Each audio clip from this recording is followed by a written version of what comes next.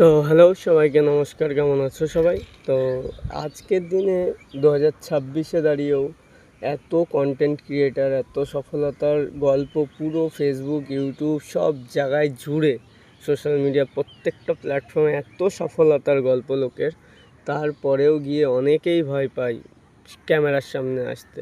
তো ক্যামেরার সামনে আসতে এটা একটা ভয়, এই যে এই ভয়টাকে দূর করা, এটা সবার দ্বারাই হয় না, কিন্তু এই ভয়টা অটোমেটিক দূর করার একটাই উপায় আছে, সেটা তুমি নিজের জীবনে কিছু এমন করে ফেলো, এত সাকসেস হয়ে যাও বা টাকা পয়সা যখন কামাতে শুরু করে দেবে, তখন এই ভয়টা অটোমেটিক তোমার জীবন থেকে সরে যাবে।